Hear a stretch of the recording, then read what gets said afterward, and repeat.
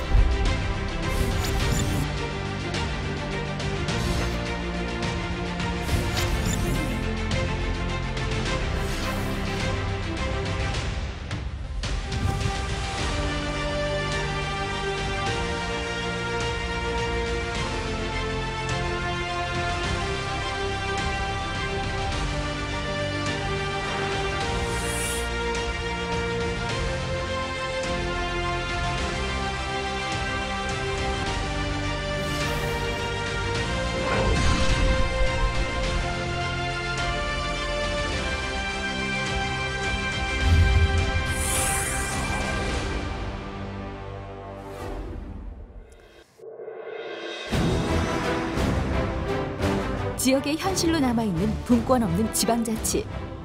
이제는 지역이 중앙으로부터 독립하고 분권의 해답을 찾아야 할 때입니다. 이제 우리가 이야기할 어떻게 지역을 살릴 것인가. 16개 지역 MBC가 공동으로 기획하고 강원, 충청, 경상, 전라 지역, 현지 녹화를 통해 우리 삶의 자치에 대해 짚어본 지역 독립선언. 지역과 지역을 넘어 대한민국의 삶은 우리 모두가 함께 기록해 나갈 지역 독립선언은 과연 어떤 모습일까요? 일부 학자분들이나 일부 대표들만의 일이 아닌 국민 전체의 일이라는 걸 국민들이 아실 수 있도록 확산되는 그런 계기가 됐으면 좋겠습니다. 이게 민주주의 지방자치, 주민자치를 통해서 행복해져야 될 그 당사자인 우리 시민들이 이런 토론에 적극적으로 참여하고 적극적으로 요구할 때 우리나라 국민들도 행복해진다고 봅니다. 생소한 주제인 것 같다라는 게 벌써 우리가 이 지방자치와 지역 분권에 대해서 잘 모르고 있다는 얘기죠. 제목은 좀 거창합니다. 지역 독립선언이어서. 근데 지방자치제도가 시행된 지 벌써 20년이 흘렀다고 하는데도 의미를 잘 파악하지 못할 뿐만 아니라 왜 그동안 뿌리를 못 내렸는가, 그 진단을 좀 다시 해보고 그럼 어떻게 가야 할 것인가에 대한 전반적인 논의를 이전에는 한 번도 내놓고 고민해 본 적이 별로 없는 것 같아요. 그래서 이번 지역 독립선언이라는 대토론회를 통해서 모든 지역민뿐만 아니라 사실 이 문제는 대한민국의 앞날과도 관계된 문제이니까 함께 고민해 볼 수 있는 그런 시간이 될 것 같아서 저도 함께 참여하게 됐습니다. 지역 독립선언의 첫 발걸음이 지방자치의 상징도시 세종특별자치시에서 시작됐습니다. 진정한 지방자치와 분권은 무엇인가라는 주제로 관련 분야의 전문가들이 참여해 3시간 동안 열띤 분위기를 이어갔는데요. 스위스의 지자체 경우에는 행정 입법, 그 외에도 조세권까지 갖는다고 하죠. 근데 이국은 교수님께서 그런 말씀하신 적이 있더라고요. 입법권이 국가 단위에서만 행사되어야 한다는 것은 전체주의적인 생각이다. 예, 어떤 취지에서 그 말씀하셨습니까? 네. 자꾸 헌법 얘기를 하게 됩니다만은 우리나라는 지금 1948년도에 헌법 만든 이래 중앙 행정부의 장관이 만드는 행정명령에 그 각 지역에 민주적으로 선출된 의회가 만든 조례가 모순이 되면 조례가 무효가 되는 이런 체제를 취해오고 있습니다. 그러니까 이 교수님 말씀하신 대로 각 지역이 로컬 날리지에 기반해가지고 민주적으로 대표를 선출해서 정한 규칙이 있는데 그 규칙이 중앙에 있는 장관 한 사람의 생각과 반대가 되면 무효가 되는 체제를 만들고 있다는 거죠. 제가 볼 때는 제가 얼마 전에 이제 당진시에 한번 강의를 갔는데 당진시에 가니까 그 이제 당진시가 충남에서 이제 인구가 좀 늘어나고 있는 추세인데 그 슬로건이 뭐냐면 여성 친화 도시예요. 여성 친화 도시인데 근데 그 슬로건을 지정해 나가는데 굉장히 이제 말 그대로 풀뿌리 민주주의죠. 그러니까 밑에서부터 우리가 어떤 것을 우리의 장점으로 내세워야 되느냐라고 얘기를 하면서 그런 조금 굉장히 시대적 패러다임에 대해서 긍정적으로 이렇게 묘사를 하고 있더라고요. 지방자치의 현 주소를 살펴보고 그와 더불어 시민들에게 낯설고 모호한 분권의 의미에 대해 이야기해보며 정보를 공유하는 자리이기도 했습니다. 자치분권에 관한 정부 정책을 총괄 조정하는 그런 임무를 맡고 있는 저로서는 MBC 시청자분들과 함께 이런 소중한 기회를 갖게 된 것이 너무나 의미가 깊었다고 생각을 합니다. 특히 이번 세미나에서 다루어지는 것이 우리 사회 속에서 자치분권이 왜 태동하게 됐고 그 중요한 이유가 무엇이고 또 국민들이 인식하는 체감된 그런 목소리도 들을 수 있었고 또 특히나 외국 사례처럼 성공 사례들을 서로 얘기할 수 있는 기회를 갖게 되어서 굉장히 의미 있었다고 생각을 합니다. 중앙집권 체제 하에서는 지방이 지방 문제를 해결하지 못하도록 손발을 묶고 있습니다. 그래서 주민들과 지방정부가 주도해서 지방 문제를 해결하고 지방이 잘 살도록 하기 위해서는 이 지방의 손발을 묶고 있는 이거를 풀어줘야 됩니다. 그래서 지방의 문제를 지방이 주도해서 주민들이 해결할 수 있도록 하기 위해서 어떤 제도적인 개선이 필요하고 또 어떤 그 주민들의 의식이 필요한지 뭐 그런 부분이 집중적으로 토론돼야 되지 않을까 이렇게 생각합니다.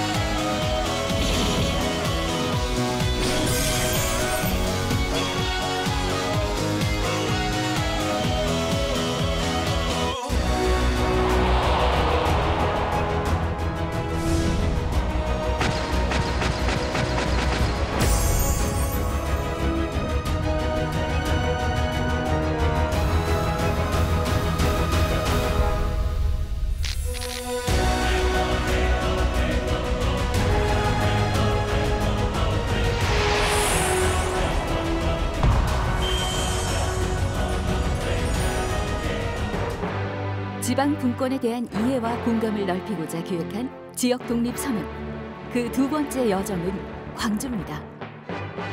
시민들의 삶과 직접적으로 닿아 있는 문화에 대한 주제로 토론의 막이 올랐는데요.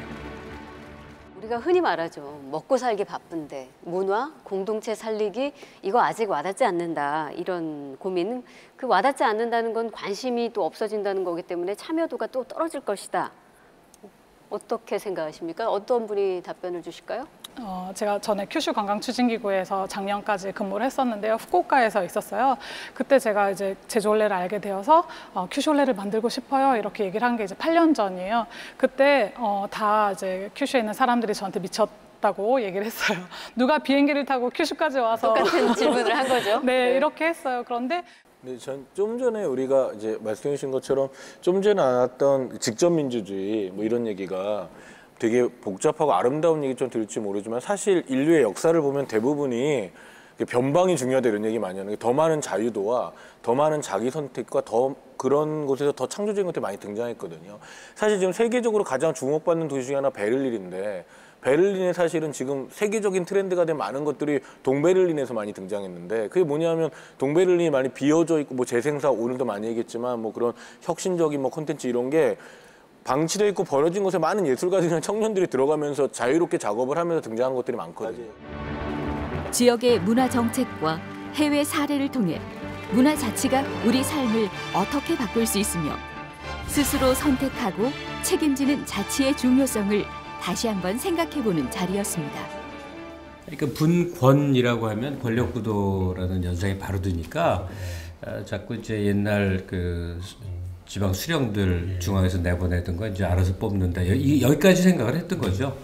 근데 정작 거기서 그러니까 각 지방 정부의 통치 구조가 아니라 거기서는 주민의 문제에 대한 생각이 더 심각하게 떠오른 거 아니에요. 그 사는 고장 내에서 이루어지는 어떤 삶의 그 하나의 그 루틴, 그러니까 삶의 과정이 있겠죠. 그 안에서 의미를 찾고 또 문제의식을 느끼고 그것을 표현해보고 하는 이런 각도로 가는 게 지방 분권에서 추구되는 문화의 요체일 거라고 생각해요. 문재인 정부 들어와서 가장 중요하게 보는 것이 국가 균형 발전과 지방 분권입니다. 자치분권을 확립하는 것이 가장 중요한 건데 수도권 집중을 방지하고 전국이 균형적 발전을 하기 위해서는 분권이 중요합니다. 분권 중에서도 가장 중요한 게 문화자치, 문화분권이죠. 우리 시민의 삶과 직접 관련이 되어 있기 때문에 수도권 인구가 전체적으로 분산이 돼서 정말 이 지역이 골고루 자기 특성을 살려서 발전할 수 있어야 된다고 생각합니다.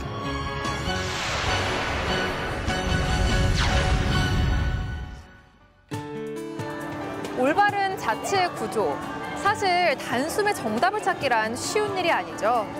그래서 우리는 우리보다 앞서서 지방 분권과 자치를 이뤄낸 유럽 선진국가의 사례를 들면서 우리에게 가장 이상적인 모델을 찾아갈 수 있었습니다. 먼저 주민자치의 살아있는 모델로 꼽히는 스위스입니다. 스위스의 수도 베른입니다. 중세 유럽의 모습을 여전히 보존하고 있는 오래된 도시.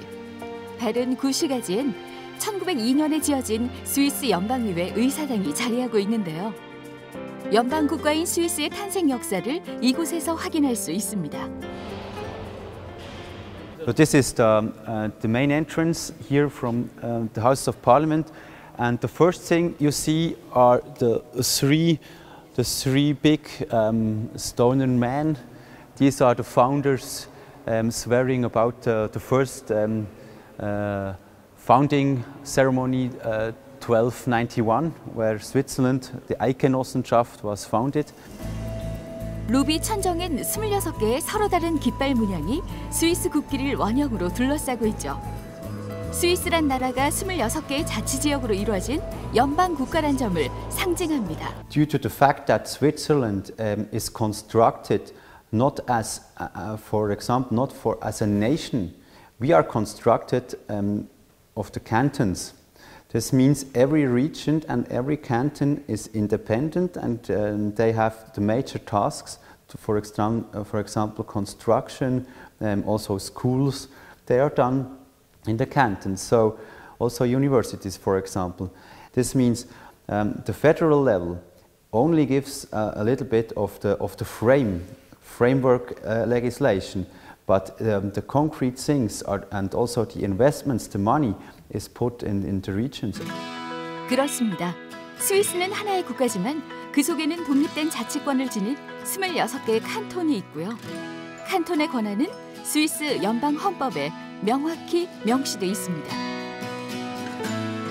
물론 칸톤이 가진 고유한 임무에는 독립된 자치기구를 설립하고 재정자치를 이루는 주세권도 포함돼 있죠. 또한 가장 작은 행정단위인 꼬민의 권한은 칸톤의 법률 안에서 보장받습니다. 이처럼 아래에서 위로 향하는 정치 제도, 스위스의 지방자치는 전 세계에서 가장 이상적인 모델로 꼽힙니다. It is due to the long tradition of federalism in Switzerland. I would say it's a question of building the federation. It has been built bottom up, meaning that the cantons, they have kept all their powers, and the powers can be transferred if it's necessary to the federal state, but this transfer of power requires the agreement of the cantons. So cantons cannot be deprived of their powers without their consent. And this situation has allowed for a long and strong preservation of the cantons' identities. 하나의 국가는 지역을 위해 존재하고 이는 다시 더 작은 지역 공동체를 위해 존재한다는 스위스의 지방자치제도. 스위스의 주민들은 지역의 문제를 스스로 결정하고 해결하고 그 비용을 감당하면서 또한 책임지는 것에 익숙합니다. 지역의 주인이 곧 주민이란 사실을 그들 스스로 인지하고 있는 것이죠. So the communes are in Switzerland are independent also. We have to respect their autonomy, and also we have to talk about the interests and also what's really concerning. For example, also the big cities like Zurich, Geneva, Basel, and Bern, for example. We also have to talk about the region of the mountains, because there are so small communities and so small communes in the mountain region. They have totally different points of view and totally different interests like a big city like Zurich.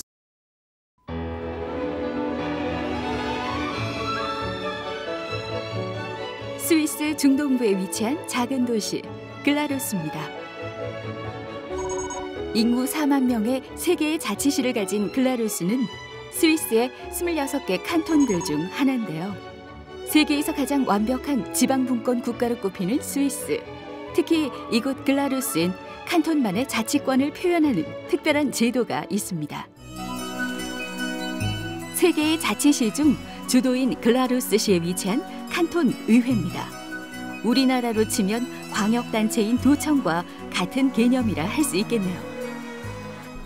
Also herzlich willkommen da im Glarner Rathaus. Ich möchte Ihnen zunächst mal das Parlamentszimmer zeigen. Folgen Sie mir nach. Es ist gleich da. 스위스의 모든 칸톤들은 국가 정부와 별개로 독립된 의회와 법원을 갖고 있습니다. 칸톤이 독자적으로 법률을 제정하고 입법을 하는데 중앙 정부의 간섭을 받지 않는다는 거죠. 물론 여기엔 재정 자치와 조세권도 포함됩니다. 이러한 칸톤의 자치 권한은 스위스 연방 헌법에 명확히 명시돼 있습니다. 글라루스도 독자적인 자치권을 보장받고 있죠. 그런데 이곳엔 주민 자치권을 표현하는 그들만의 특별한 투표 방식이 있습니다. Das ist mein persönlicher Stimmrechtsausweis. Das ist die Berechtigung, dass ich an der Landsgemeinde stimmen kann. Hier sind alle Daten, meine Daten, und hier ist dann die Traktandenliste von der Landsgemeinde ist hinten drauf. Und das bekommt jeder Bürger jedes Jahr neu. 그렇습니다. 이 용지는 1년에 한 번 글라루스에서 열리는 대대적인 주민총회, 란츠게마인데에 쓰이는 주민 투표권입니다. 여기엔 총회가 열리는 날짜와 그에 상정되는 안건들이 빼곡히 적혀 있는데요. 올해 안건은 새 임기의 주지사를 뽑는 선거가 있었고요. 사법부의 판사와 검사도 주민들의 의사결정으로 선출됐습니다. 그리고 헌법을 개정하고 새로운 법률을 제정하는 일, 거기다 세율을 조정하고 결정하는 것까지 칸톤 정부가 하는 주요 정책들이 바로 이 란츠게마인데를 통해 결정되는 겁니다. 란츠게마인데는 스위스 직접 민주주의를 표현하는 가장 오래되고도 단순한 투표 방식입니다. 1231년 칸톤 우리에서 처음 시작됐고요. 1387년부터 스위스의 대부분의 칸톤에서 이루어졌죠. 그러다 1848년 스위스 연방국가가 탄생하고 란츠게마인데는 8개의 칸톤에서 그 전통을 계속 이어갔습니다. 그러다 인구 증가와 효율성 등의 이유로 지금은 대부분 사라지고 글라루스와 아펜젤 이너로덴, 현재 두 곳의 칸톤에만 남아 있습니다.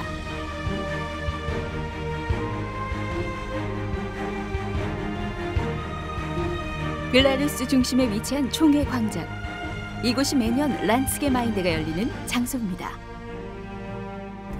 Also, wir sind hier auf dem Landsgemeindeplatz hier.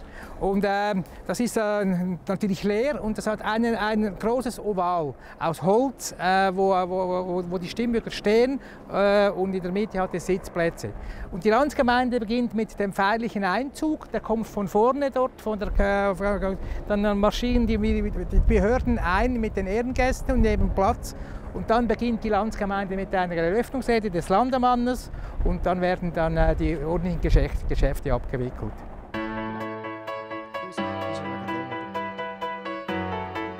글라루스에서 란츠게마인데는 해마다 열리는 정기 행사입니다. 마치 축제처럼 열리죠. 매년 5월 첫째 주 일요일 오전 9시 30분 글라루스 주민들은 광장으로 모입니다. 집집마다 배달된 투표권을 가지고 참가하죠. 물론 참가 여부는 자율입니다. 정해진 시간이 되면 주지사는 개회사를 통해 란츠게마인데의 시작을 알립니다. 그 후 몇몇의 시민들이 연단에 올라 그의 안건을 발표하는데요. 이들은 직접 안건을 만들고 상정한 시민 제안자들입니다.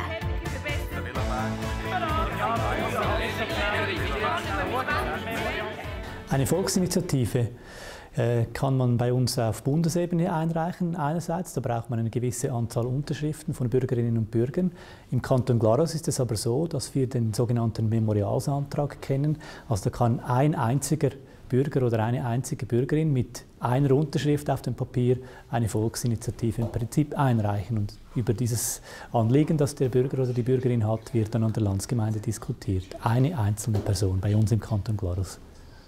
Wir haben ein kantonales Steuergesetz, das regelt eigentlich alles. Und dann haben wir aber die Möglichkeit, einerseits auf der Ebene der Gemeinden, der Community, den Steuerfuß festzusetzen und auf der anderen Seite auch an der Landsgemeinde für den Kanton.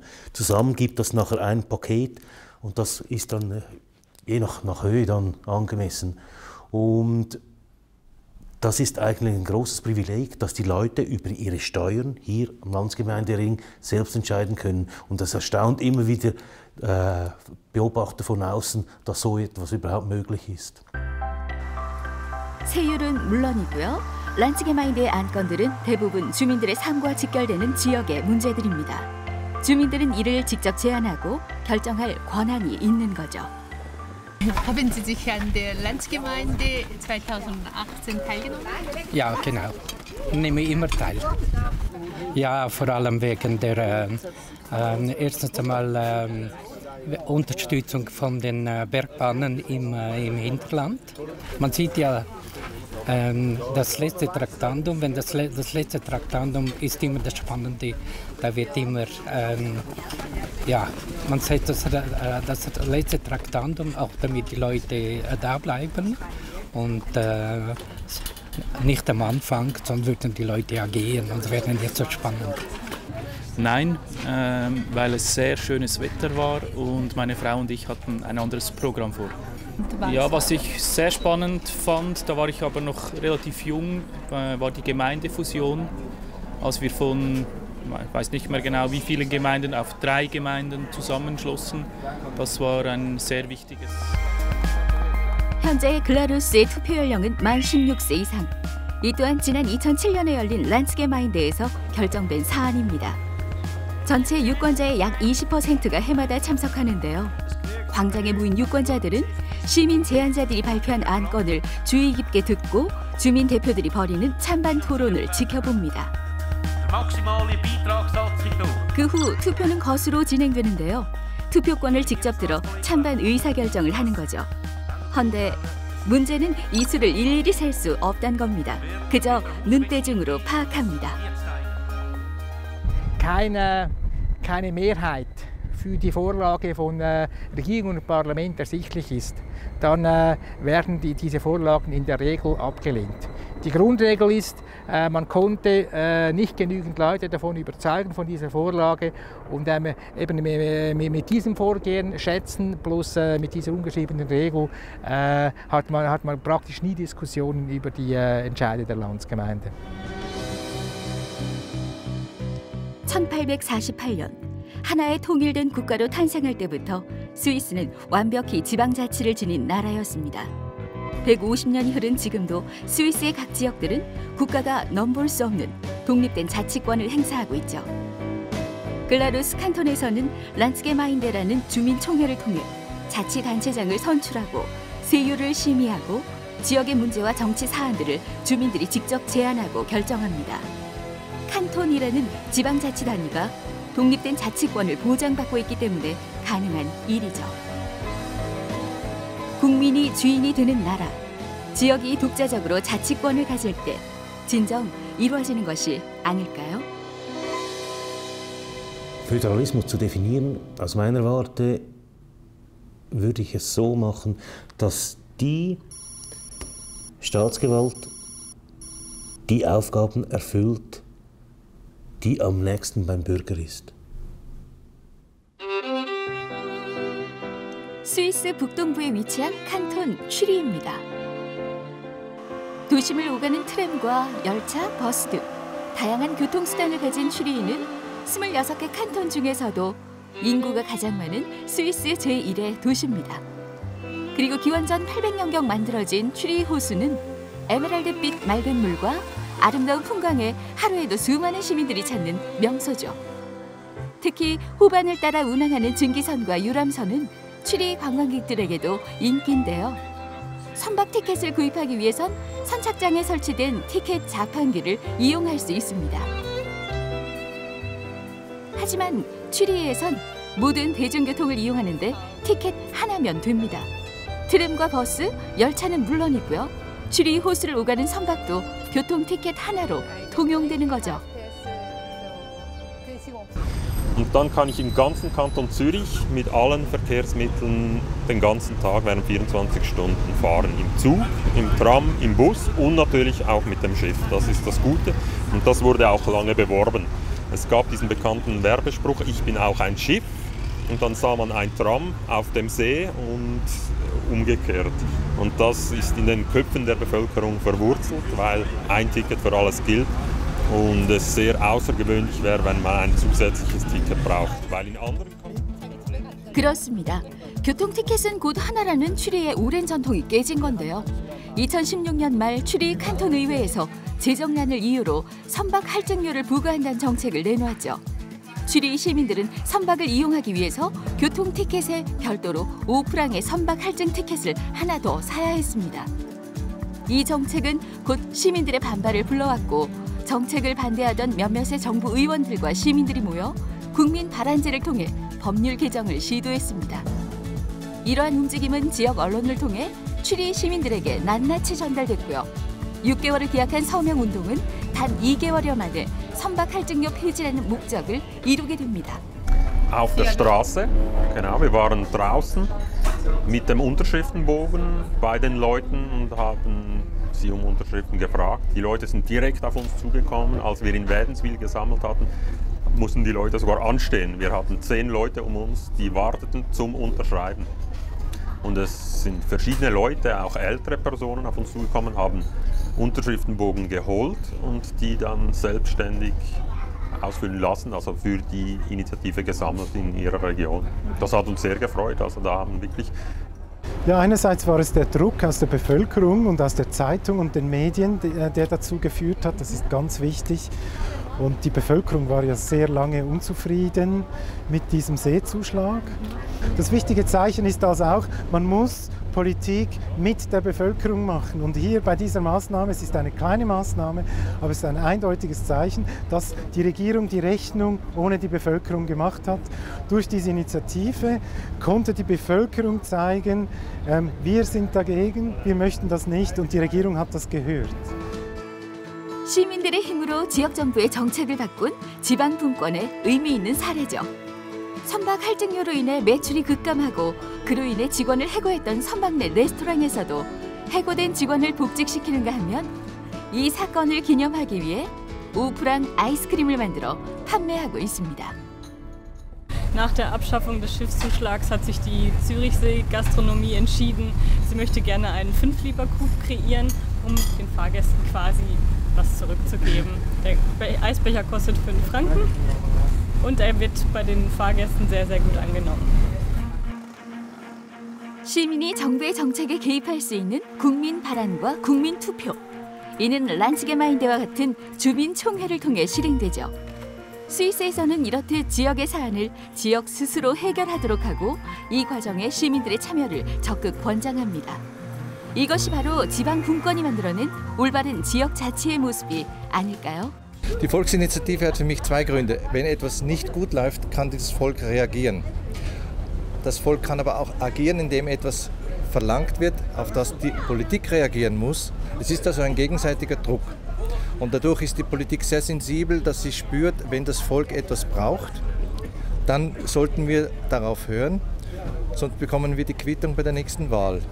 Es ist natürlich ein sehr machtvolles Instrument, das jedem Schweizer, jeder Schweizerin hier in die Hände gelegt wird. Wir haben alle die Möglichkeit, am Leben, am gesellschaftlichen Leben etwas zu bewirken, politisch etwas zu bewirken. Manchmal muss man vielleicht sagen, weil man die Möglichkeit hat und es uns relativ gut geht, nehmen wir es zu wenig wahr. Wir schätzen es zu wenig in der Schweiz, dass wir wirklich sehr viel Macht haben als ganz normale Bevölkerung. Und was auch sehr wichtig ist für ein dezentrales System, ist die Bildung.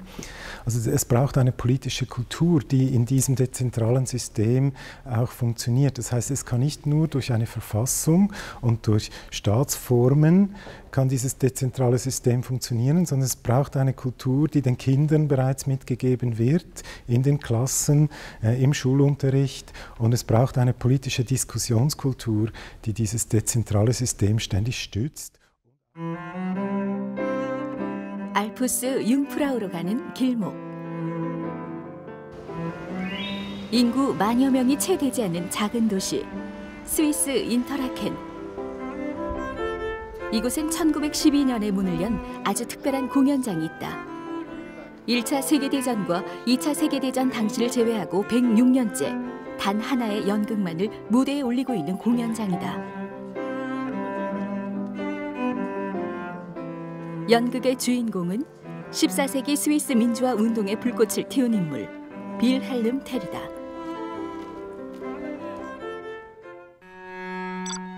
귀족에게 인사를 하지 않았다는 이유로 아들의 머리 위에 놓인 사과를 활로 맞추라는 벌을 받은 빌헬름 텔은 보란듯이 사과를 명중시키고 숨겨둔 화살로 귀족에게 복수를 했다.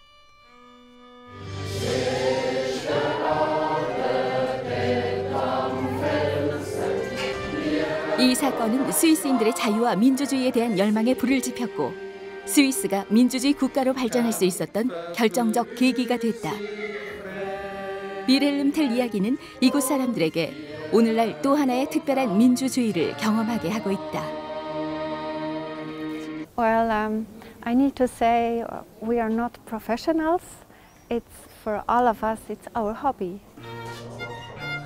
연극에 출연하는 200여 명의 배우는 모두 이 마을 사람들이다. 100년 넘게 바뀌지 않는 캐스팅 원칙이다. 이 마을에 3대째 살고 있는 미카엘 후른 씨는 아버지의 뒤를 이어 빌헬름 텔 역할을 맡은 주연 배우다.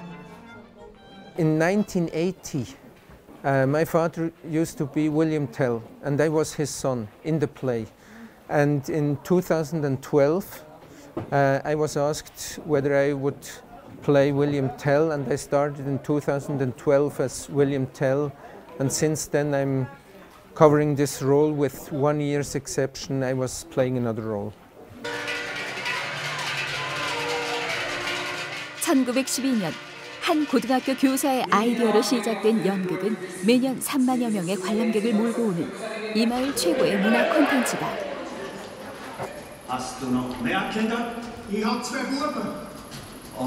하지만 처음 연극을 만든 고등학교 교사를 기리는 표식은 마을 어디에도 없다. 모든 시민이 연극의 주인이라는 전통을 지키기 위해서다.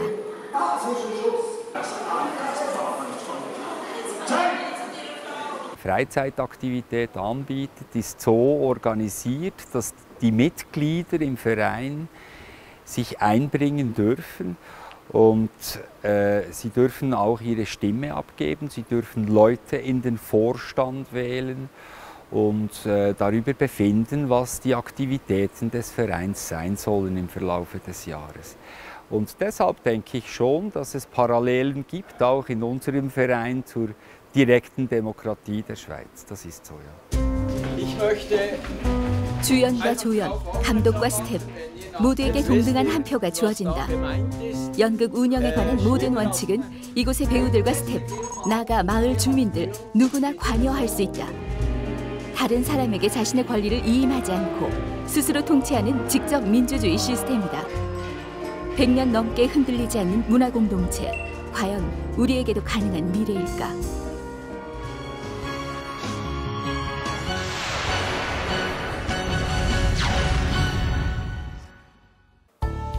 스위스의 자치구조는 모두 민주주의의 틀 위에서 이뤄지고 있습니다.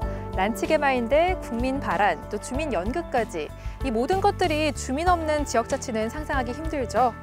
그렇다면 과연 자치와 분권을 통해 우리 지역은 얼마나 더 잘 살 수 있을까요? 지역 독립선언에서 그 답을 찾고자 했습니다.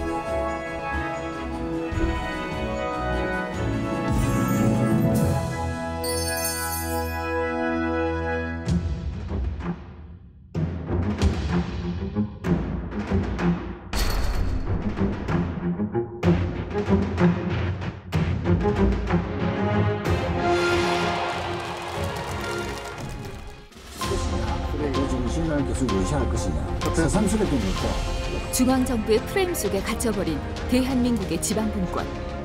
정치, 문화, 경제까지 수도권에 집중돼 있는 현실을 바꾸기 위한 지역 독립 선언의 노력이 부산에서 이어졌는데요.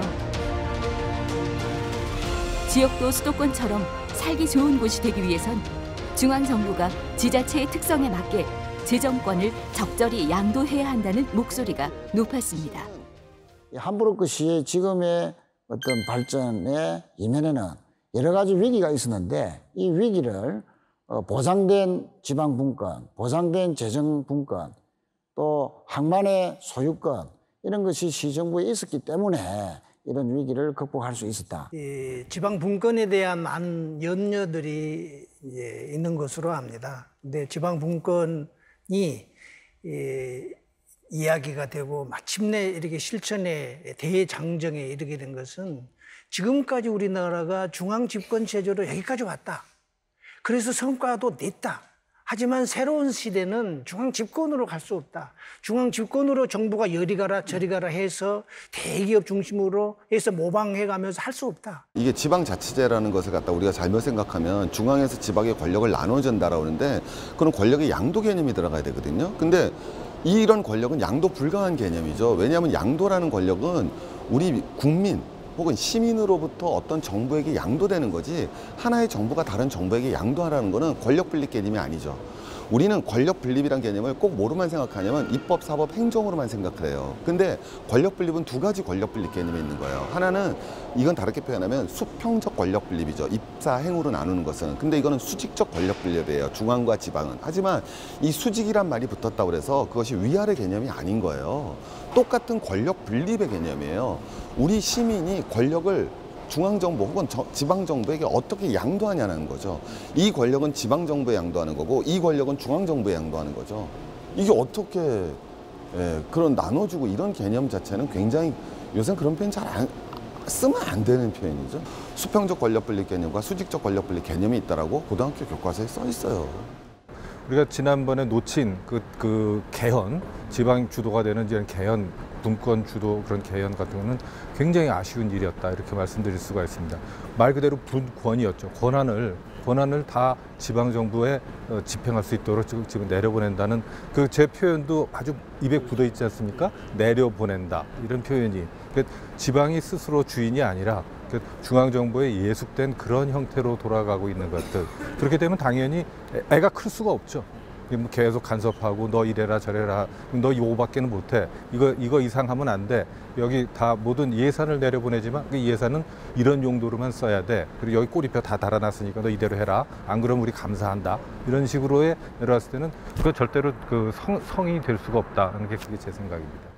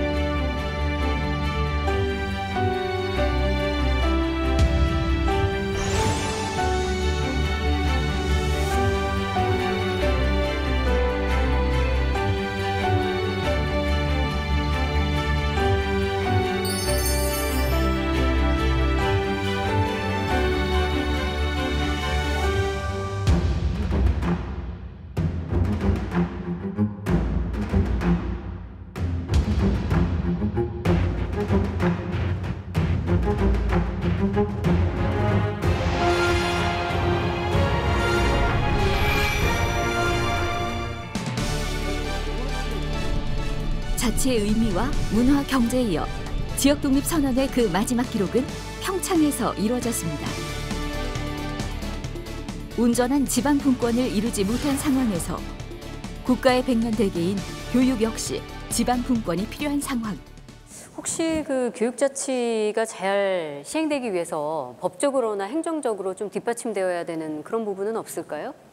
지방 분권이라고 하는 걸 굉장히 가속화하면서 또 그 학교 선생님들이 학교에서 교육 활동을 진행하는데 큰 걸림돌 중에 하나가 굉장히 많은 법들이거든요. 이 중앙정부가 정한 많은 법률이 학교의 교육 활동을 왜곡하는 면이 많아서 그렇게 문화와 역량이 발전하면서 제도도 변경될 때 이 교육자치 확대의 흐름은 더욱 탄탄한 흐름이 될 수 있을 것 같습니다.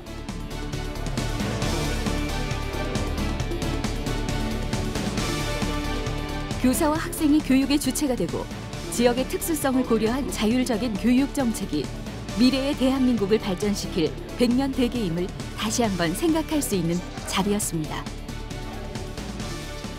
저는 뭐 현장의 이야기를 그대로 가감없이 그대로 전달해 드리고 현장의 의견을 들어야 된다라는 입장을 많이 얘기할 것 같습니다. 아무래도 이 재정, 교육 재정 그리고 또 교육 과정 이것에 대한 이양이 돼야 되는데 이 두 가지가 중앙으로 집중되어 있는 것 같아요. 이걸 좀 개선하자고 얘기하려고 합니다. 그러니까 이제 지방분권이라고 하는 것이 중앙정부가 가진 걸 지방자치단체에 그냥 넘기는 게 아니라 전면적으로 하방을 한다는 뜻이에요. 그래서 저 정부가 쥐고 있던 권한들을 이 교육 현장에 있는 학생 그리고 교사들 개개인이 가지게 해서 그들로부터 이제 창의성을 이끌어내자. 이게 이제 지방자치, 지방교육의 교육의 지방분권의 핵심적인 가치라고 볼 수 있는 거죠. 그러니까 4차 산업혁명 때문에 이제 창의적 인재 필요하다는 얘기는 다들 하잖아요. 그러면 창의적 인재는 어떻게 만들어지죠? 학생과 교사 개개인에게 자유를 줄 때 창의적 인재가 만들어지는 거란 말이에요. 무엇을 어떻게 가르칠지 또 무엇을 배울지를 결정할 수 있는 권한과 자유를 교육 현장으로 줘야 되는 거죠. 그러니까 결국 중앙정부가 가진 것을 지자체가 가진 것을 학교와 교사, 학생에게 전면적으로 하방하는 과정이 필요한 거죠.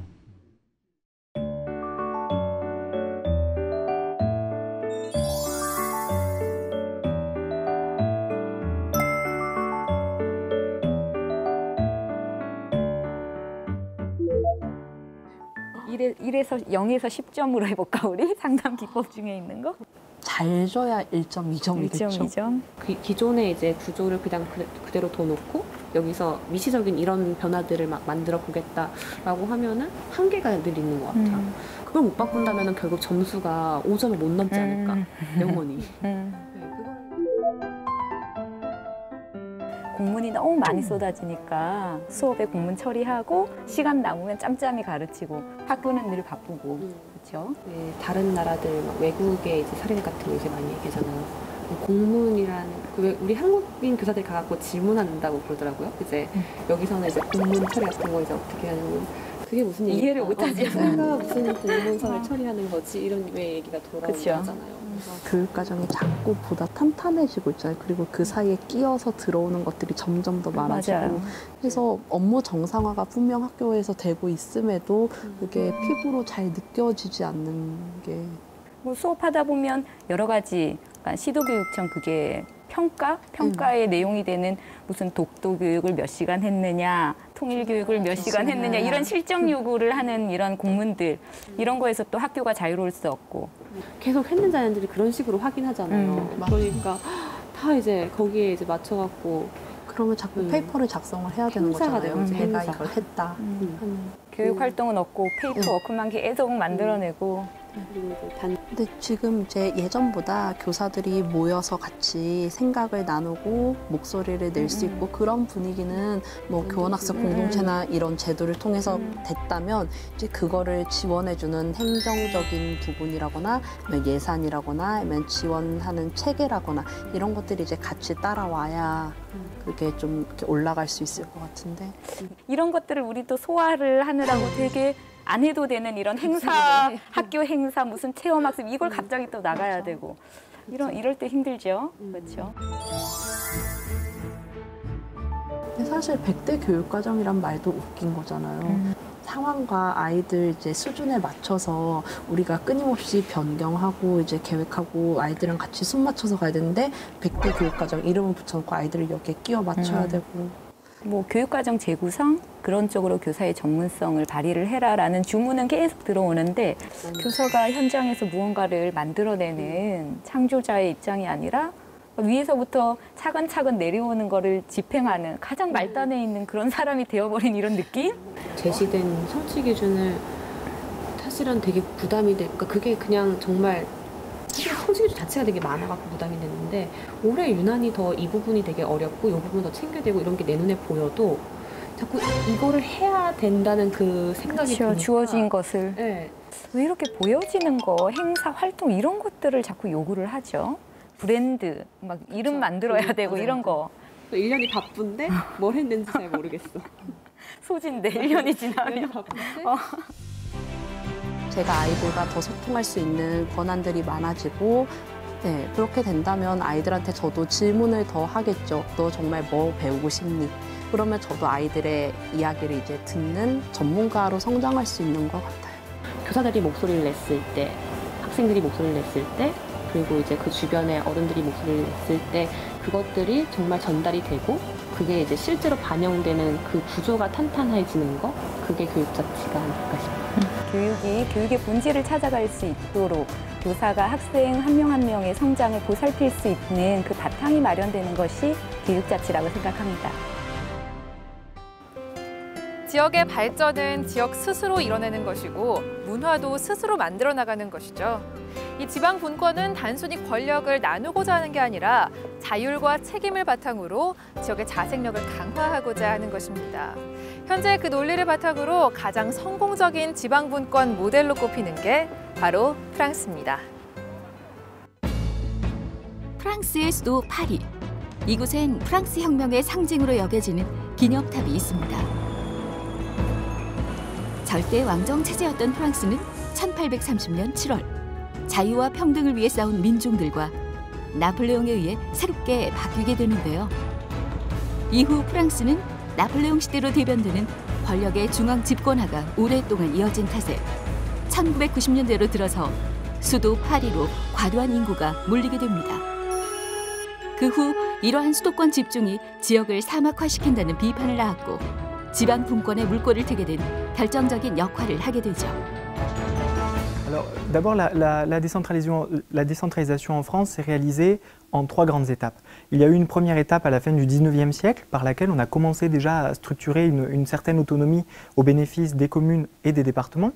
Puis en 1982, il y a eu un grand acte législatif qui est venu consolider cet effort d'autonomisation en donnant beaucoup plus de marge de manœuvre aux communes et aux départements et en créant la collectivité territoriale qui est la région.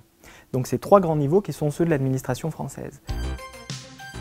수도권, 지방 구분할 것 없이 모두가 동등한 지위를 갖게 된 프랑스 지방 분권 정책. 이는 프랑스 개정 헌법의 영향이 절대적이었습니다. 지난 2003년에 개정된 헌법 제1조 1항을 보면 프랑스 시민은 법 앞에 평등함을 보장하며 지방 분권 국가임을 명시해놓고 있습니다. Alors la révision de 2003 a, par son envergure, sa quantité, été extrêmement importante.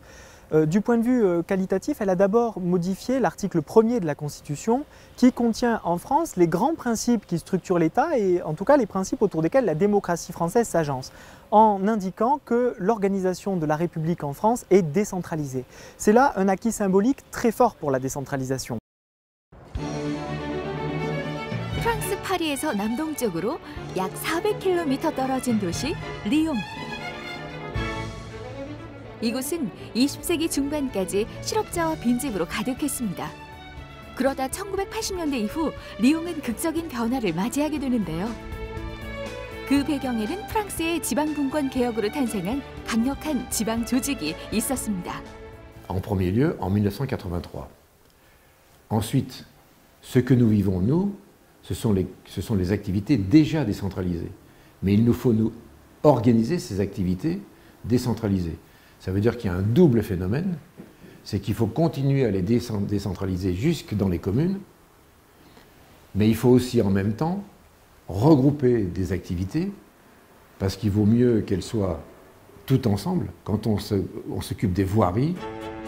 그렇게 2010년 메트로폴이라는 조직 체계가 구축됐고 경제 개발부터 주거 정책, 상하수 관리까지 지역의 다양한 문제를 중앙 정부로부터 일임받아 처리하고 있습니다. Mais c'est toujours la vague de décentraliser et de se rapprocher des territoires et de se rapprocher des régions, des métropoles et des communes. Donc ça, c'est un vaste mouvement. Alors à l'intérieur de ça, ça permet de faire émerger des grands projets, hein, des grandes infrastructures. À Lyon, il y a Confluence, mais il y a aussi l'aménagement des berges du Rhône. Il y a les créations des pôles d'excellence, qui sont des pôles de compétitivité, dans les milieux de la pharmacie, dans le milieu de la microélectronique, dans le milieu du numérique ou du digital. 리옹의 콩플리앙스는 과거 프랑스 실크 산업의 중심지였습니다. 하지만 19세기 산업혁명 이후 도시를 떠받치던 실크 산업이 몰락하자 실업자와 빈집이 늘어나기 시작했는데요. 더는 내버려 둘 수 없었던 리옹이 해결의 동력으로 삼은 건 바로 지방 분권. Le changement de statut, notamment le passage en métropole, nous a donné plus de capacité. Plus de visibilité aussi, ça c'est un point important, parce qu'on est le seul territoire en France à bénéficier de ce statut particulier. Il n'y en a pas d'autres sur d'autres territoires en France. 지방 분권의 힘으로 자체적으로 개발과 재생을 추진할 수 있게 된 리옹은 자신들의 비전을 담은 개발 기본 계획을 마련했습니다. 이후 슬럼가의 이미지를 없애는 노력 끝에 콩플리앙스는 유네스코 창조도시에 선정됐는데요.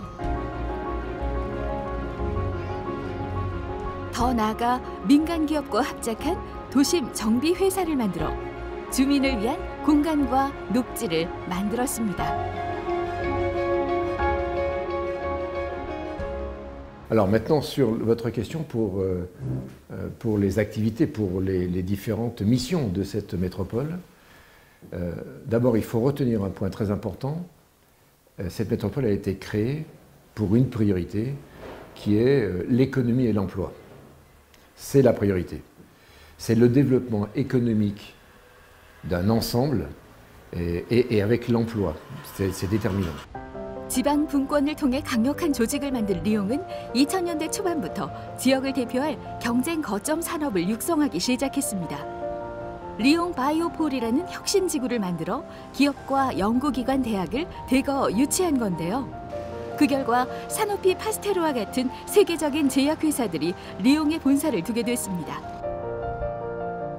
CTI 바이오텍도 회사를 런던에서 리옹으로 이전했는데요. 기업 입장에서 리옹 바이오폴은 어떤 장점을 가진 곳일까요?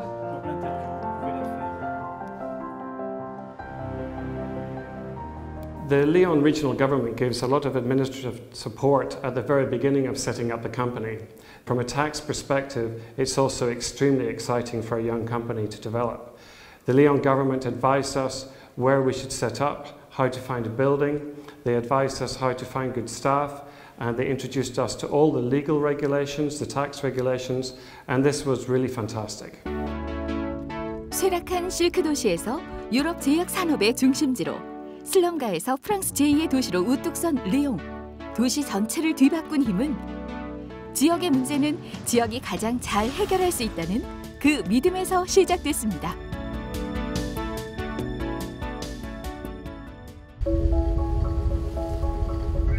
지중해 햇살이 따사로운 프랑스 남부의 항구 도시 마르세유. 30여 년 전 이곳은 버려진 땅이었다. 200년 넘게 이곳 경제의 가장 큰 버팀목이었던 대규모 담배 공장이 제조업의 위기를 견디지 못해 그만 문을 닫고 말았다. 도시엔 수많은 실업자가 남겨졌고 공장은 흉물로 변해갔다. 그런데 그 공장이 다시 살아 움직이고 있다.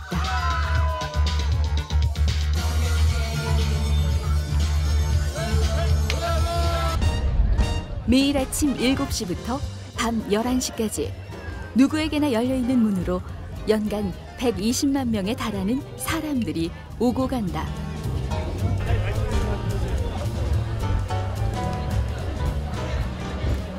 Qui est arrivé, qui a envahi totalement ce lieu, qui était une friche industrielle qui ressemblait à rien du tout. Et d'un seul coup, ce lieu a été ouvert vers les gens, vers la ville, vers tout le monde, avec des choses gratuites partout, tout le temps. Comme ici, par exemple, où là c'est gratuit, tout le monde peut venir avec les enfants, etc. Ça n'existait pas avant.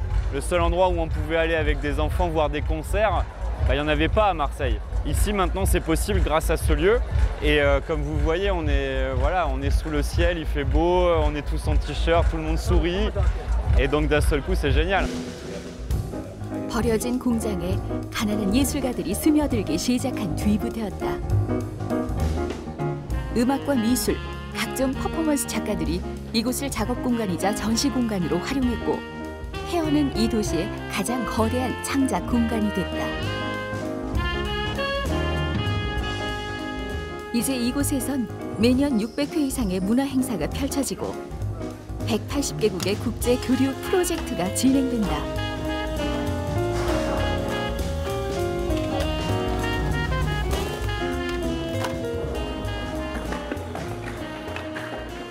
Ici, nous sommes une association de skate qui donnons des cours de skate et permettons à des jeunes aussi du quartier qui viennent se distraire, où il y a un vrai petit projet pédagogique et développé sur comment arriver à la fin à construire quelque chose ensemble, que les enfants coopèrent ensemble et produire un graffiti en commun. 2013년 유럽연합이 매년 도시 한 곳을 선정해 5천만 파운드, 우리 돈 650여억 원을 지원하는 유럽 문화수도 사업에 마르세유가 선정될 수 있었던 결정적 이유 또한 이곳 프리시라벨드메였다. 버려진 기차역을 재활용한 오르세 미술관을 앞세운 파리. 수명을 다한 화력발전소를 되살려는 테이트 모던 미술관의 성공을 등에 업은 영국 런던과의 경쟁에서 승리한 예상 밖의 놀라운 결과였다. 마르세유, 프리시라벨드메. 이곳엔 파리의 오르세 미술관과 런던 테이트 모던 미술관보다 뛰어난 특별한 경험과 철학이 있다. La friche est un endroit de discussion, de dialogue, de co-construction. Donc bien sûr, nous travaillons beaucoup avec nos habitants, les habitants de la Marseille et naturellement les habitants du quartier pour penser ensemble les aménagements que nous faisons. Parce qu'il est important que la population puisse s'emparer. 이곳 정책의 중요한 결정권자는 바로 시민이다. 시민들의 의견을 조율하는 전담 부서를 따로 두고 있을 만큼 시민들의 의견은 그냥 지나칠 수 없는 하나의 권력으로 작동한다. Donc, lorsque en 1990 nous commençons cette aventure, c'est bien la ville, c'est bien le politique, c'est bien l'élu, c'est bien celui qui a été désigné par les citoyens qui prend cette initiative.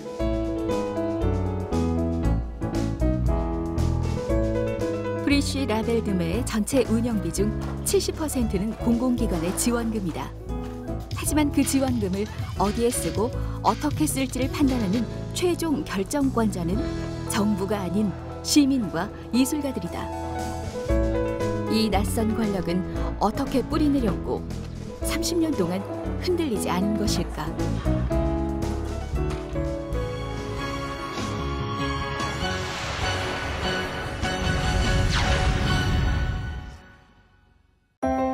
지역의 문제는 지역이 가장 잘 해결할 수 있다. 프랑스가 지방분권 개헌을 하면서 내건 이 하나의 슬로건 안에 프랑스 지방분권 개헌의 의미와 이유가 모두 잘 담겨 있습니다. 아주 오래전부터 지역의 문제를 스스로 해결하고 또 경제 자립까지 이끈 완벽한 지방분권 모델을 갖춘 나라가 있는데요. 유럽 최대 경제 강국 독일입니다. 인구 170만여 명의 독일 함부르크. 이 지역은 독일 전체에서 1인당 주민소득 1위를 자랑하는 부자 도시인데요. 그 비결은 바로 함부르크 항에 있습니다. 항만 생산량이 지역 내 생산의 13.5%를 차지할 정도로 항만은 함부르크의 핵심 산업인데요. 독일 최대의 무역항으로서 북유럽뿐만 아니라 동유럽 여러 국가의 환적항으로도 이용되고 있어 명실상부한 유럽의 관문이라 불립니다. 이렇게 함부르크항이 지역을 넘어 유럽을 대표하는 항만이 된 배경으로 항만 자치를 꼽을 수 있습니다. 지방 정부가 항만을 소유하고 관리하는 거죠. Gemäß Grundgesetz ist in Deutschland die Zuständigkeit für Häfen bei den Ländern. Das bedeutet, dass die Länder zuständig sind einerseits für Hafenstrategie, dann sind die Länder zuständig für Gesetzgebung, ein Teil davon. Dann sind die Länder zuständig für die Hafenentwicklung, für die Finanzierung der Häfen, für Management der Häfen und die Länder übernehmen den Großteil der hoheitlichen Aufgaben in den Häfen. Federal State Government sozusagen, die sind zuständig nicht für Management und Hafenpolitik. 함부르크항은 항만의 주체인 시정부와 200여 개의 회사가 상호 협력하는 이른바 민관협조 체제라는 독특한 체제를 갖추고 있습니다. 항만의 소유주이자 주체인 시정부와 민간 기업이 역할을 나눠 항만을 운영하는 건데요. 여기서 중요한 점은 시정부의 항만 운영이나 정책에 있어 연방 정부가 간섭하는 일이 없다는 겁니다.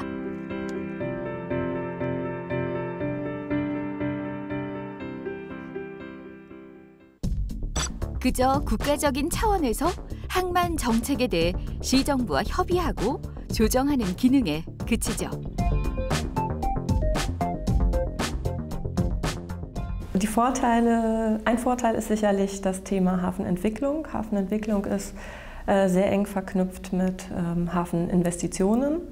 Da tritt der Bund an seine Grenzen, da er selber nicht als Hafenbesitzer, also er hat keine Ländereien, auf denen Häfen liegen, oder zumindest keine kommerziellen Häfen und auch nicht als Terminal Operator auftritt.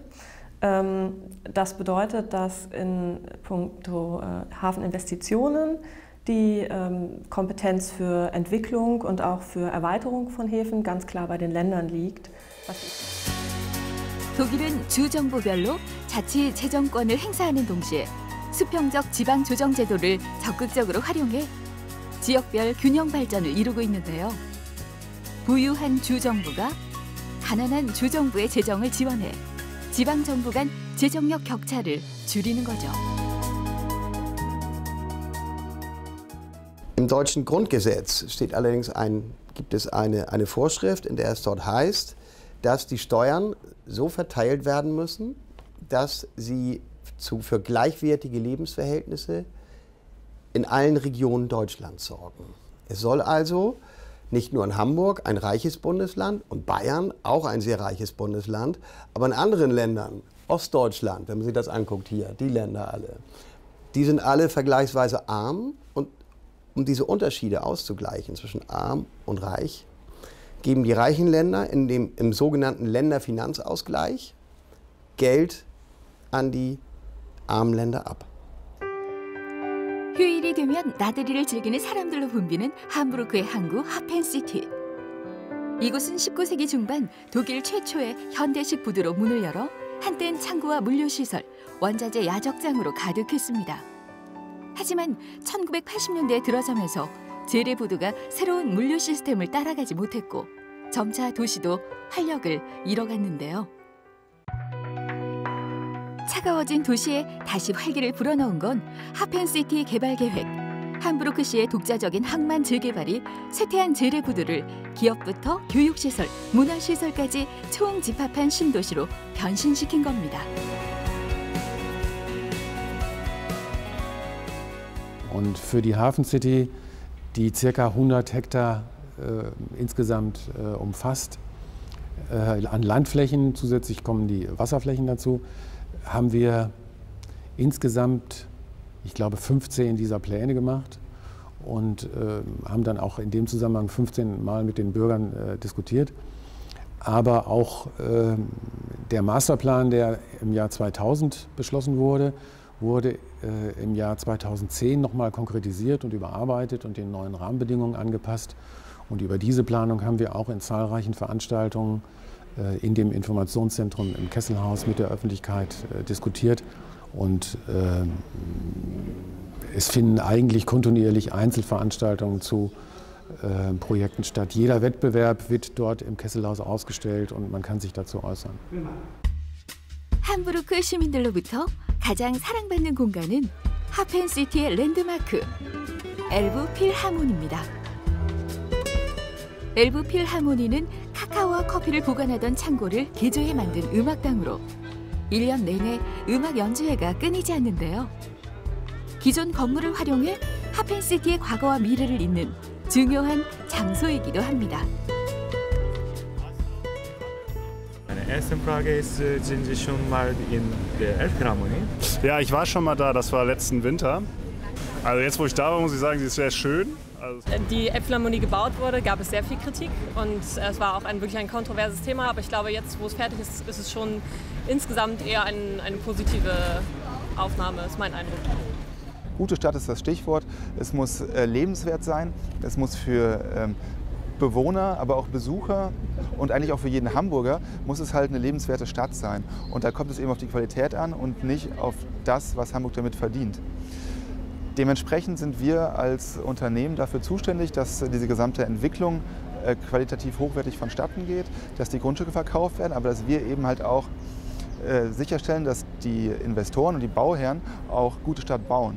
Und dementsprechend haben wir starke Eingriffsmöglichkeiten und steuern den gesamten Prozess.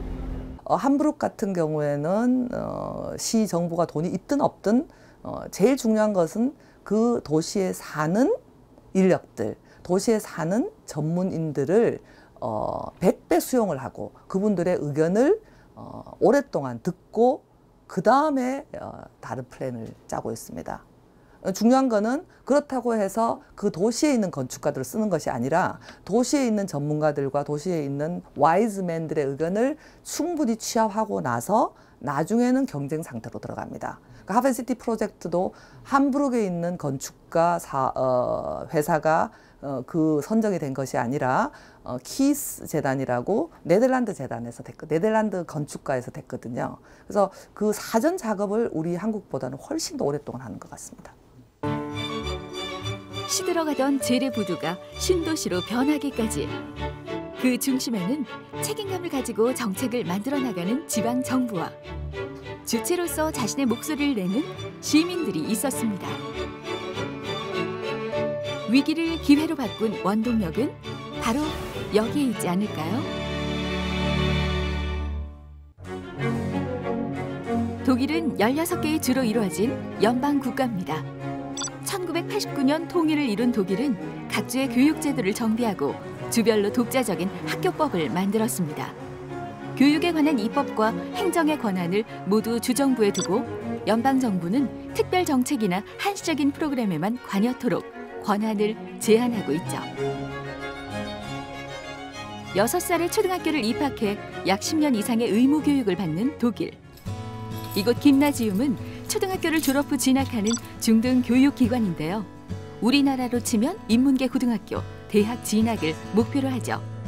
김나지움을 포함한 모든 학교는 주의회에서 정한 학교법을 따르지만 학교들은 또 저마다의 자치권을 인정받고 있습니다. Also wir haben den Schulverein Carolinum e.V., in dem sind Lehrer, Eltern, Schüler, ehemalige Schüler, viele Studenten.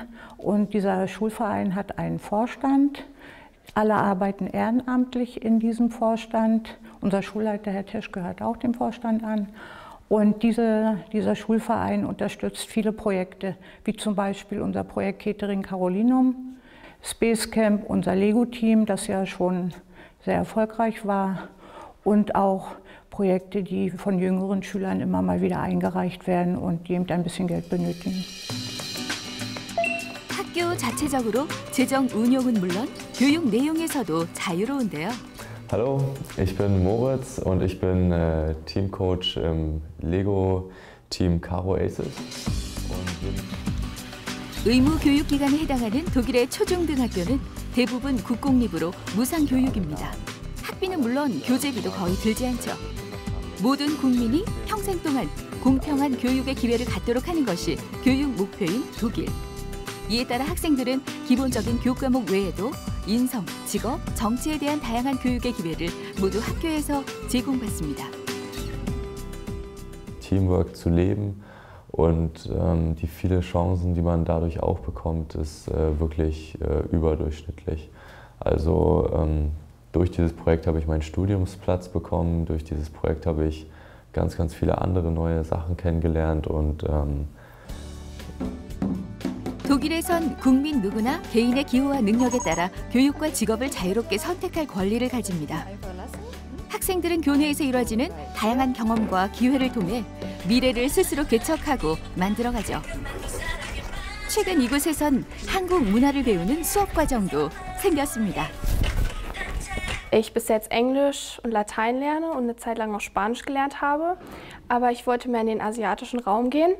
Und dann habe ich halt so geguckt, welche Sprachen gehen würden. Und dann habe ich mich schlussendlich für Koreanisch entschieden, weil mich auch die Kultur sehr interessiert. Und deswegen ist das jetzt Koreanisch geworden. 위에서 아래로 향하는 획일화된 교육 방식이 아닌 학생들 개개인의 기호와 능력을 살리도록 학교의 자율성을 보장하고 있는 독일의 교육 자치. 하지만 이는 자칫 학교나 지역 간의 교육 수준의 격차를 만들어내기도 합니다.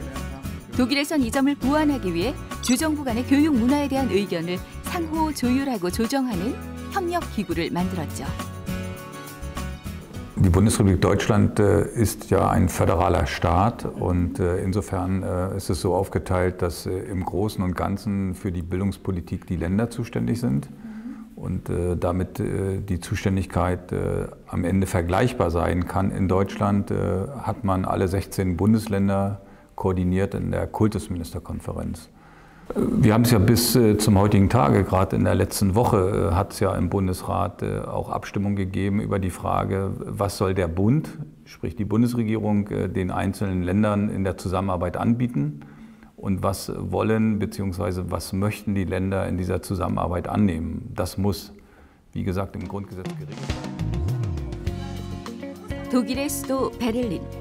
다른 주와 달리 초등교육이 6년제인 베를린에선 이후 4년의 중등교육을 마치면 대학 진학과 직업교육 중에서 선택하게 됩니다. 유럽 최대의 전기에너지 회사인 이곳엔 현장 실습을 위한 직업교육 시스템을 갖추고 있는데요. 독일에서 직업교육은 매우 중요한 위치에 있습니다. 최소 2년 이상의 직업 의무 교육을 받아야 하고요. 이때 이론과 실습을 병행한 이원화 교육으로 기업체가 원하는 맞춤형 인재로 성장하죠. 현재 독일 청소년의 75%가 이러한 이원화 직업교육을 선택합니다. Erstes Ausbildungslehrjahr, erste Klasse. Ich will, denke ich, hier halt noch arbeiten bei Vattenfall und dann eventuell studieren, also so in eine zweite Richtung gehen. Aber auf jeden Fall hier wieder zurückkommen zu Vattenfall, weil es halt ein Beruf mit Zukunft ist und auch die große Firma, da möchte man gerne hier sein. Ja. Ich lerne für die Prüfung. Wir haben nächstes Jahr eine Prüfung und ich lerne halt. Physik, Mathe, ansonsten kriegen die uns hier beigebracht. Ne? Wir fangen in der Elektrotechnik von vorne an, wir fangen mit den Grundlagen an, wir erklären das alles. Wir arbeiten ja praktisch auch fast schon so ein bisschen wie eine Schule. Wir machen viel Theorie auch zu den ganzen praktischen Sachen, die wir hier machen. Und ja, der Erfolg gibt uns recht. Ja. Das Berufsbildungsgesetz gibt eben vor, dass es eine Ausbildungsordnung für jeden Beruf, den es gibt, den man erlernen kann, dass die vorliegen muss. Und diese beschreibt die Inhalte, die das Unternehmen vermitteln muss, aber eben auch gleichzeitig die Inhalte, die der Auszubildende erlernen muss im theoretischen Teil in der Schule. Und beides zusammen ergänzt sich, sodass man einen Rahmenplan hat, so nennt er sich auch, an dem man sich orientieren und halten muss. 직업교육에서 일정 기간 현장 경험을 쌓으면 마이스터 과정에 입학할 자격이 주어지는데요. 한 분야에서 최고의 전문인으로 성장하는 것이죠. 독일에서 많은 청소년들이 대학이 아닌 직업교육을 선택하는 것도 이 때문입니다. 주별로 상이한 교육법에 따라 다소 복잡하게 연결돼 있는 독일의 교육제도. 이는 모두 개인의 능력에 따라 교육의 기회를 제공하려는 독일만의 교육 자치가 아닐까요?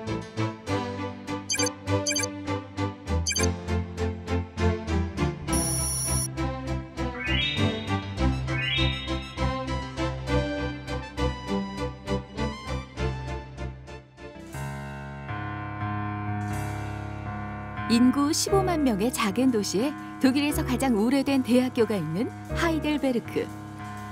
독일엔 약 300개의 대학교가 있는데요. 대학 진학률은 30% 남짓. 대학 입학을 위해 무한 경쟁과 입시 전쟁을 치르지도 않습니다. 그럼에도 600년 이상의 전통을 자랑하는 우수한 대학들이 지역 곳곳에 분포돼 있죠. 이는 독자적인 학칙과 교육 방침으로 대학의 자율성을 강조한 교육 자치에 그 의미가 있습니다. Also im Großen und Ganzen sind die Universitäten ziemlich frei in ihren Entscheidungen, aber natürlich dadurch, dass die größte Anzahl der Universitäten in Deutschland staatliche Universitäten sind, kommen die Gesetze vom Staat. Also das Landeshochschulrecht regelt die meisten Abläufe und Verfahren und Prozesse, die in der Universität ablaufen. Und dieses Landeshochschulrecht wird vom Landesparlament entschieden. Das heißt, wir orientieren uns schon an diesen staatlichen Vorgaben, die aber ein hohes Maß an Autonomie gewährleisten, zum Beispiel auch die Freiheit von Forschung und Lehre, die den Universitäten zugesichert ist. 경쟁 없는 대학 입시에 대학 간의 서열 또한 중요치 않는 독일. 그저 전공 분야별로 유명한 학과 정도가 있을 뿐이죠. 독일에서의 대학 자치 교육은 속빈 강정 같은 대학의 명성보다 독자적인 연구와 교육의 질을 높이는 데 집중합니다.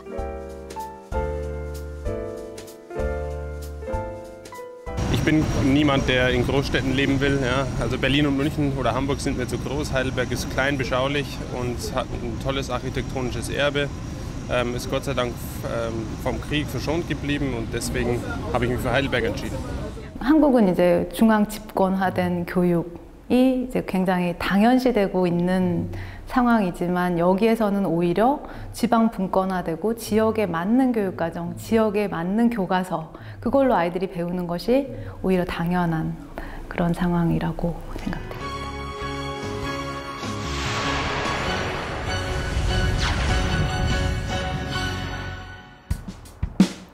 우리가 우리 지역 안에서 무엇을 할 수 있을까? 우리가 스스로 선택할 수 있는 그 자유, 그 근본적인 권리를 찾는 것부터가 진정한 지방분권의 시작이 아닐까요? 16개 지역 MBC 공동기획 지역 독립선언. 지역의 생존과 국가의 발전을 위한 지역의 독립을 응원합니다.